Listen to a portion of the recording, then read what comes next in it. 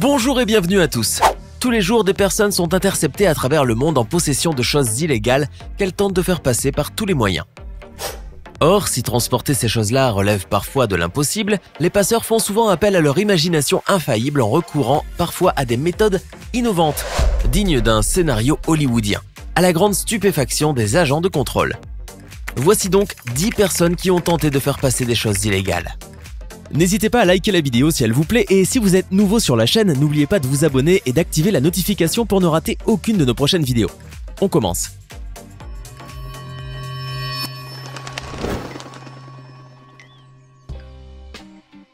En septembre 2016, une voyageuse marocaine en provenance du Maroc a été interceptée à l'aéroport de Graz en Autriche. Motif de l'arrestation, elle voyageait avec les entrailles de son mari, soigneusement emballées dans 2 boîtes en plastique de type Tupperware qui étaient cachées dans sa valise sous ses vêtements. Contrôlée à la douane après avoir réveillé les soupçons des agents, la voyageuse a présenté les entrailles comme étant celles de son mari décédé pendant une opération chirurgicale. Elle a en outre expliqué qu'elle voulait les faire analyser dans un laboratoire car elle soupçonnait que son défunt époux était mort d'un empoisonnement. Sauf que malchance, d'après les explications d'un médecin dépêché sur place après cette macabre découverte, il n'était pas possible d'effectuer un examen toxicologique concluant sans avoir accès au corps entier du défunt. Les intestins ont alors été confisqués en vue d'analyses complémentaires. Quant à la veuve marocaine, elle n'aurait finalement pas été poursuivie car pour les autorités autrichiennes, aucune loi n'avait été violée. Bref, voici une histoire insolite qui a suscité l'intérêt des médias. Si vous avez déjà pris l'avion, vous savez combien de restrictions et de règles existent sur les bagages. Mais si quelqu'un offre de l'argent pour faire passer une chose illégale, soyez sûr qu'un volontaire répondra présent. Par exemple, au Congo, il y a quelques années, un contrebandier a pu faire passer un crocodile à bord d'un avion qui effectuait un vol intérieur en le cachant dans un gros sac de sport. Sauf que, problème, en plein vol, le prédateur est sorti de la valise et a effrayé les passagers. L'hôtesse, suivie de l'ensemble des passagers, se serait alors réfugiée dans le cockpit, faisant basculer l'appareil vers l'avant. Selon le site internet Jeune Afrique, si le pilote et 19 passagers ou membres d'équipage ont perdu la vie dans le crash, l'animal destiné à être revendu aurait survécu. Aux États-Unis, dans la ville de Rhode Island, un voyageur s'est fait arrêter à l'aéroport alors qu'il s'apprêtait à embarquer à bord d'un avion à destination de la ville de Détroit. Et pour cause, ce père de famille avait caché un pistolet de calibre 40 ainsi que son chargeur de munitions dans des peluches qui appartenaient à son fils de 4 ans. Les jouets passés au scanner ont en effet permis aux agents de contrôle à l'embarquement de faire cette découverte alarmante. Le passage au rayon X d'un Mickey Mouse en peluche a en outre confirmé la présence du canon à pompe nécessaire au montage du pistolet. L'homme et son fils ont bien entendu été placés sur surveillance. Toutefois, ils ont finalement pu embarquer à bord de l'avion après un interrogatoire de quelques minutes, après qu'on ait estimé qu'ils ne représentaient pas un danger pour la sécurité aérienne. Pour faire passer de la cocaïne à l'aéroport de Bogota en Colombie, cette Canadienne a eu recours à un moyen des plus insolites: se faire passer pour une femme enceinte. Tabitha Lee Ritchie, une travailleuse sociale de 28 ans à l'époque, a en effet utilisé un faux ventre en latex qui lui a permis de bien camoufler les 2 kilos de cocaïne qu'elle souhaitait transporter, jusqu'au moment où elle fut interceptée par les agents de contrôle alors qu'elle essayait d'embarquer pour Toronto. En effet, les autorités colombiennes avaient réussi à découvrir le faux ventre en latex qui avait permis de dissimuler la drogue. Comment ? Interrogée par la police, la jeune Canadienne, sans doute nerveuse, aurait répondu d'une manière assez agressive, ce qui aurait alors éveillé les soupçons des agents. Finalement, la fouille a permis aux policiers de mettre la main sur 2 sacs de cocaïne, dont la valeur à la revente était estimée à 60 000 $. Bien entendu, faire office de mule est un acte passible de prison, et au moment des faits, la jeune femme encourait une peine allant de 5 ans à 8 ans de prison. En 2013, ce fut au tour de l'acteur Peter Mayhew de créer la surprise. Rien d'inquiétant toutefois dans cette histoire, sauf que le défunt acteur qui jouait le rôle de Chewbacca dans la saga Star Wars s'était fait arrêter à l'aéroport de Denver en possession d'un sabre laser. De son retour de la convention de comics Comic-Con, l'acteur s'apprêtait à prendre l'avion avec son joujou qu'il utilisait comme une canne lorsqu'il fut arrêté. Voyant que les agents de la Transportation Security Administration voulaient lui confisquer son sabre laser, l'acteur trouva le moyen idéal de les convaincre de le lui rendre et de le laisser embarquer avec. Un message sur Twitter dans lequel il affirma qu'un géant avait besoin d'une canne géante. Le défunt mesurant 2,21 m et que l'objet qu'il considérait comme cool allait lui manquer. Finalement, la Transportation Security Administration rendit le sabre laser à l'acteur, non sans laisser entendre que la confiscation n'avait duré que 5 minutes et que les réseaux sociaux n'avaient pour ainsi dire joué aucun rôle dans leur décision. Et l'acteur put enfin s'envoler avec son objet fétiche. En 2018, un citoyen indien a été arrêté à l'aéroport international Hazrat Shajajalal de Dhaka, au Bangladesh.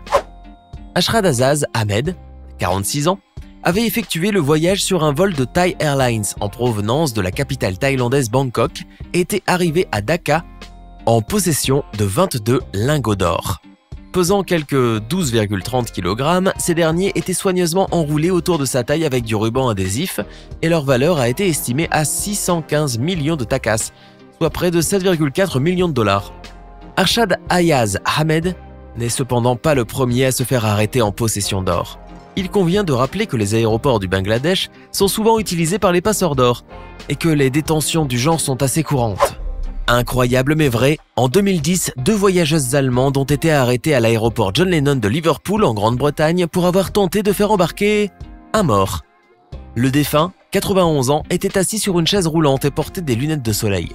Alors qu'elle venait de se présenter à l'enregistrement en compagnie de l'homme pour prendre un vol pour Berlin, des responsables ont senti quelque chose de suspect. C'est alors qu'après avoir pris son pouls, ils ont découvert à leur grande stupéfaction que le voyageur était en fait une personne décédée. Quant aux 2 femmes, la veuve du défunt et la fille de cette dernière, elles ont été arrêtées par la police pour non-déclaration de décès, puis remises en liberté sous caution. Elles avaient par ailleurs affirmé que les accusations portées à leur encontre étaient fausses, que leurs parents étaient bien vivants sur le chemin de l'aéroport et qu'elles avaient tout simplement pensé qu'ils dormaient. En revanche, selon un médecin légiste, le défunt était décédé depuis plus de 24 heures. La police a estimé quant à elle que les 2 femmes voulaient éviter d'avoir à payer les frais élevés de rapatriement du corps, comme l'ont reporté certains journaux britanniques. Fourrer des paquets de cigarettes dans des troncs d'arbres creux, voici une méthode à laquelle peuvent recourir les contrebandiers du tabac. Et c'est justement le cas d'un groupe de passeurs russes accusés d'avoir placé des cigarettes biélorusses dans des troncs d'arbres et vidés, destinés à l'Allemagne et au Royaume-Uni.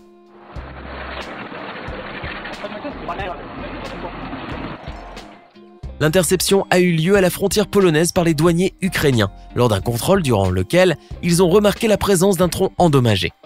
Ce dernier avait en effet été creusé et fourré de cigarettes avant que son extrémité ne soit remplacée dans le but de camoufler le crime. D'après le porte-parole des gardes frontières, il était quasi impossible de noter la différence. Cependant, les officiers avaient remarqué que certains troncs étaient nettement plus légers que d'autres. Finalement, cette interception a permis de découvrir et de saisir 25 000 paquets de cigarettes placés dans 55 troncs. Les animaux n'échappent pas non plus au trafic illégal. En Inde, 3 hommes en provenance de Bangkok et se dirigeant vers Dubaï ont tenté de faire passer des loris, une espèce de primate pygmée en voie de disparition. Alors qu'ils se trouvaient en transit à l'aéroport international Indira Gandhi à New Delhi, les 3 hommes se sont fait arrêter après que la police ait détecté quelque chose de différent et d'étrange dans leur comportement. Après la fouille, les autorités de l'aéroport ont découvert à leur grande stupéfaction que les 3 hommes avaient fourré les pauvres bêtes dans leur slip. Ils tentaient en effet d'embarquer avec les animaux de cette manière-là et ainsi les faire passer en contrebande. Les loris, destinés à un commerce illégal, ont été pris en charge par l'organisation People for Animals. S'enfermer dans une valise pour tenter de s'évader de prison, c'est décidément une chose impossible, jusqu'à preuve du contraire.